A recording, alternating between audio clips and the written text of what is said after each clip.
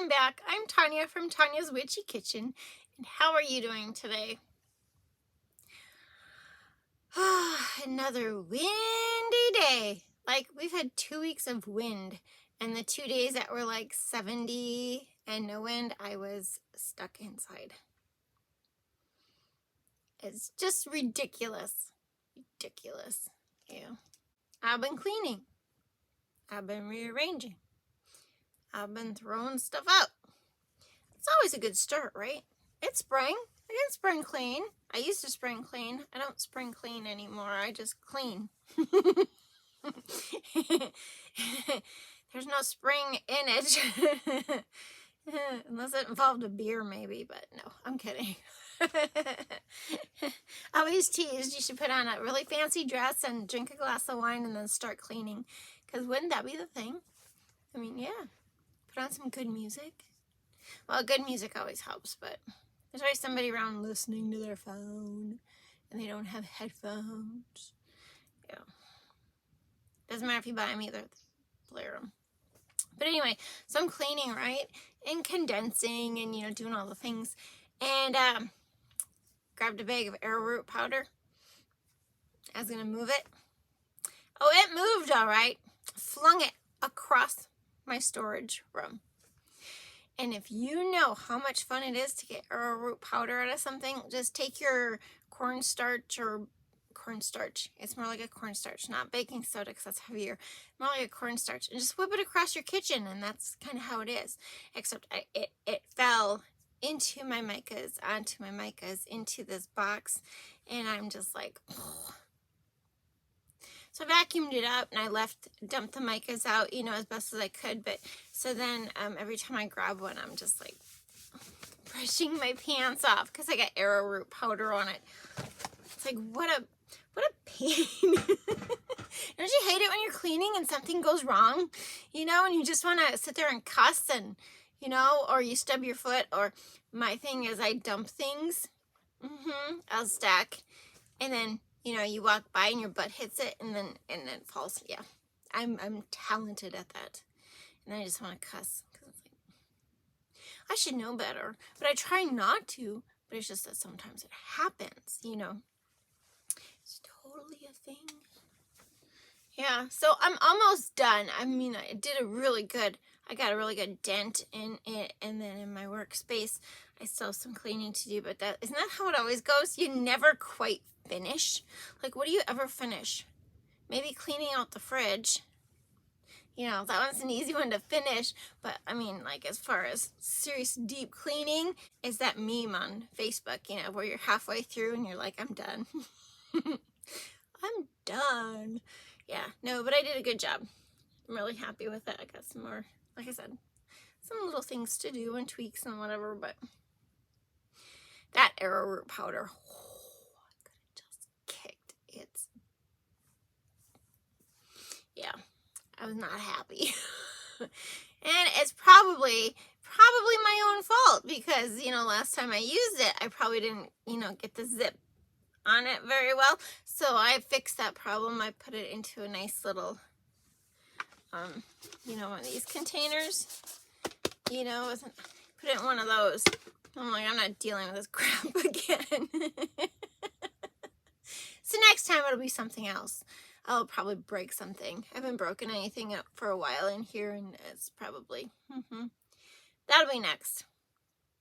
But anyway, when we were doing the embeds, I told you that I was going to make another Lego soap. And I'm going to give you the ratios in the video so that you can make your own Lego soap without having to calculate all the figures. Yay!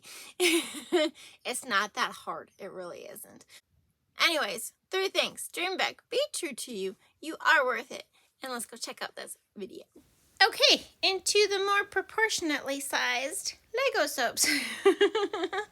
Correctly calculated Lego soaps. Okay, this is day 2 of making them. So day 1, you make the embeds, and you make the embeds, and you make the 2 slabs. Okay, you need 2 slabs the same size as the other slabs that you're gonna put, you know, that you're gonna make with the batter. Okay, so one thing to remember, you have to divide your fragrance oil accordingly. You don't want to just, well, you possibly could just mix it all into to day 2. You possibly could, but I like to split it up since it is, you know, that makes more sense, you know. So make sure you divide your fragrance oil accordingly. And if you don't know how to do ratios, you know, run both sets through the lie calculator. Okay, so you know what you're doing, because we're working with partial batches here. Okay, and so day 1, I use 43% of my oils for the 2 slabs.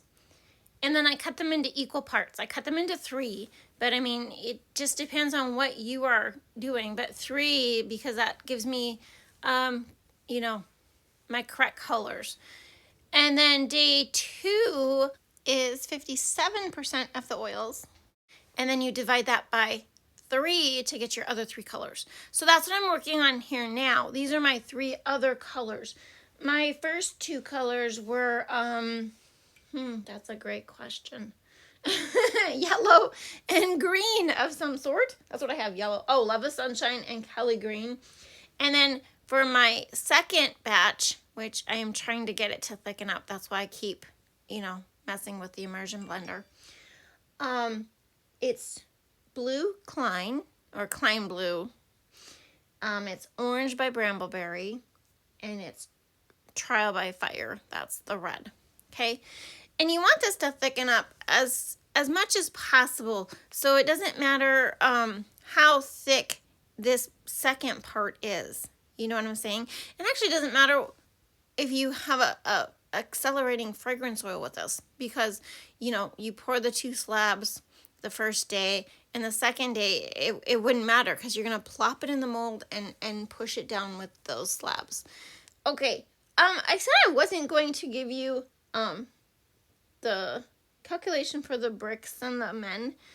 The men, I used like 1.5 ounces if you have the same blue mold as I do of batter. And if you have the same yellow one, to figure that out. Okay, so really jump to the video here. Just be really careful. Ooh, I broke my glove. Didn't even notice that. Oops. Just be really careful putting that in the mold, because you've seen the first one. That was a holy disaster, right? I had blue all over. You want to just gently kind of push it in till it fits, right? And then you're good to go. Really, you're good to go. It doesn't matter what that blue on the bottom is doing, because as long as you get it nice and flat, and I let it set up maybe 5 minutes or so, and you know, then you're good to go, and you can pour your next batch or your next color. Okay, so that would be my orange. But the bricks are 2 by 1 by 1/2 inches. That's what my little yellow bricks are. So if you multiply 2 times 1 times 1/2, you get 1. And so it's really kind of sucky. But you take that by times 0.553 per brick. So it's 0.553 ounces per brick. There's 10 of them. Is there 10 of them? Yeah, times 10. Okay, and so you get 5.53 ounces of batter. So that's what you would need. You would need 5.53 ounces of batter for the yellow brick mold that I have, and which you saw in the embed video. And you would need like 1.5 ounces for all the little men. That's where it is. Those are 8. There's 8 men, right? Yeah, so that mold right there, if you have that mold, you can measure them and then just multiply the amount by 0.553 and then times how many there are. You know, length times width times height. The men were a little harder because they're not just squares, you know. But I had lots of fun doing these. I really like doing it. It's, you know, like I said, when I first did it, working out those figures as to how I was going to do this, how thick each layer had to be, how many layers could I do, you know. But this would be cute even without the men on it. It would be cute with just the bricks on top and in the multicolored. You know what I'm saying? It really would be. And my fragrance oil actually doesn't accelerate, but this is one where you could actually utilize those accelerating fragrance oils. And, you know, because it would set up so much faster. So what I did here is, because like I said, I get a lot of soda ash on my figures, but they did set for quite a while, but I wasn't taking any chances with them. So after the 2-week period or whatever it was, I did steam them. Is that my secret? Kind of, sort of, in a way. But I'll show you on another slope actually what I have been doing. It has worked 96% of the time. 98% of the time. But anyway, after that second layer has set for a little bit, you know, I just put my other 3 in. And so you see it's those 3, so it's 2 slabs, and if you divide it by 3, which you should be able to do, and then you have those 3 other colors, you know, everything works out. It works out. So if you're going to have a taller soap or thinner slabs, you know, you're going to have to work that out for yourself, you know. Draw it out. Like, I don't normally draw out my soaps. Like, seriously, I don't. I probably should. But this one I did. I had to. It was like totally work in progress there. Whoa. Yeah, it's amazing. But, yeah, bang it on the floor. Beautiful color. Isn't that beautiful? I love Trial by Fire. It's spot on for that perfect red color. And of course, after you got everything built, comes the fun part, which is laying the bricks in. And, you know, that's another thing you're going to have to test out, because if your mold is different than mine, you know, then you have to, you know, mess with the whole, how are they going to fit? Do they fit this way? Do they fit that way? Do I have to cut some? You know, do you need to make more? You know, that could be a thing if you use like a 12-inch mold. So I guess you're still stuck with a lot of figurations, but I don't know what your mold is, so I can't really help you.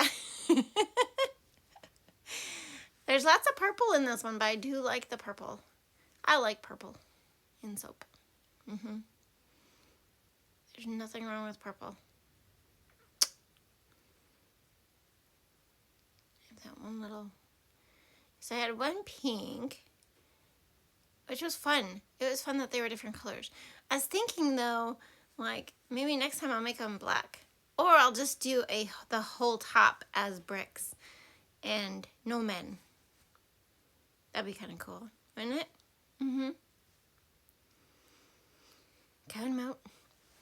Yeah, I can't even remember how I put them in the first time. They were slanted, weren't they? Yeah, they were kind of like that. I guess there's all this extra batter, not extra batter, but it was proportionately figured batter. I did spray them heavily too. Yeah, I was like, I'm not taking chances. I do spray every once in a while, but then every once in a while I don't. But look at that. Isn't that pretty? And it's so crazy how it seeped on the sides. Like, you know, like the liquid colors, the blue. Maybe because I pushed. Yeah, I probably pushed down on it. And then you just make sure you have everything lined up. And that's the one nice thing I like about my my cutter, is I don't have to be, not that I wouldn't like a 12 bar cutter, but you know, as far as if I'm not exactly spot on, you know, which I have been pretty spot on to say when I've been cutting my embeds and all that, I've been pretty good. Is that, you know, I have a little wiggle room, you know, if I need to, you know, inch one over a little more or whatever, but that's okay. Yeah, they were so cool, so pretty, and definitely better proportionated, because if you remember, I didn't have the right, somehow I mixed up my batter proportions, and I had less batter for the last layer on top than I did for everything else, so it was a little bit, you know, off. I'm not usually so anal about stuff, but they're so fun. Yeah, so this is after I cut them, and of course, here are the bars. after they've cured. Really cool. No soda ash whatsoever. I gotta work on getting them a little bit better out of the mold. But anyway, I hope you had a good time. Thank you for dropping by, and I will see you next time. Bye-bye.